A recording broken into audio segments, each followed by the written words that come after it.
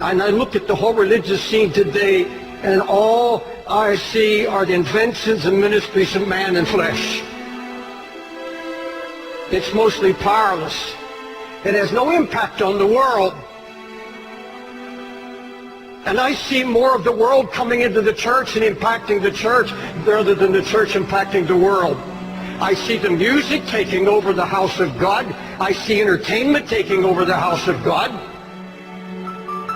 An obsession with entertainment in God's house, a hatred of correction and a hatred of reproof. Nobody wants to hear it anymore. Whatever happened to anguish in the house of God? Whatever happened to anguish in the ministry? It's a word you don't hear in this pampered age. You don't hear it. Anguish means extreme pain and distress. The emotion so stirred that it becomes painful.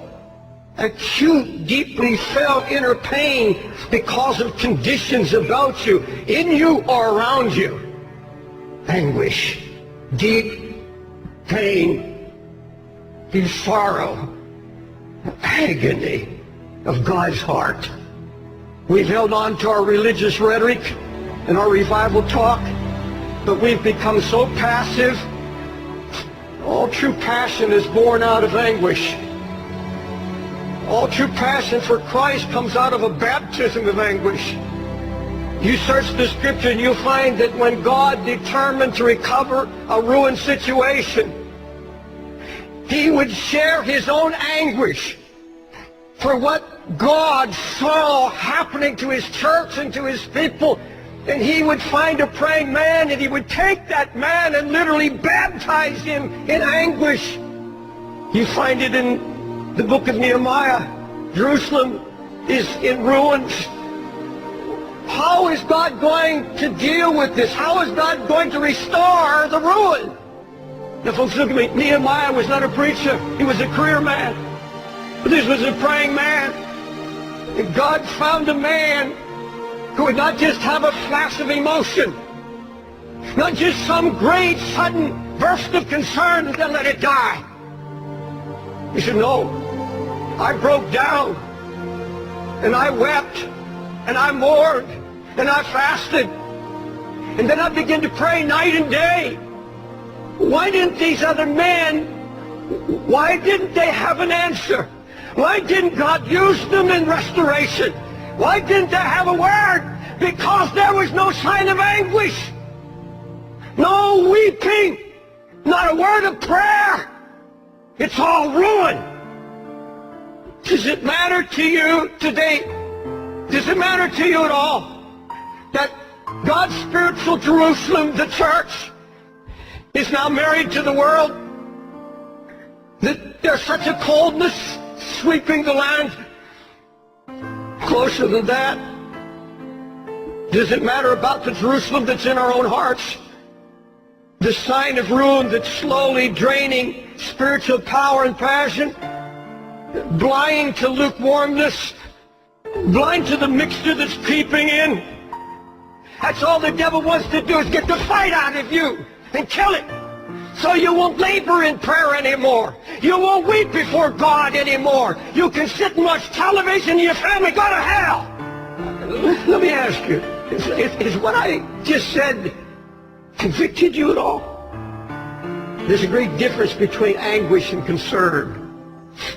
Concern is something that biggest interest you. You take an interest in a project or a cause or a concern or a need. And I want to tell you something I've learned over all my years, 50 years of preaching. If it is not born in anguish, if it has not been born by the Holy Spirit, where when you saw and heard of the ruin that drove you to your knees, took you down into a baptism of anguish where you began to pray and seek God, I know now. Oh my God, do I know it. Until I'm in agony, until I have been anguished over it, and all our projects, all our ministries, everything we do, where are the Sunday school teachers that weep over kids they know of not hearing and they're going to hell. You see, a true prayer life begins at the place of anguish. You see, if you set your heart to pray, God's going to come and start sharing His heart with you. Your heart begins to cry out, oh God, your name is being blasphemed. The Holy Spirit's being mocked. The enemy is out trying to destroy the testimony of the Lord's faithfulness, and something has to be done.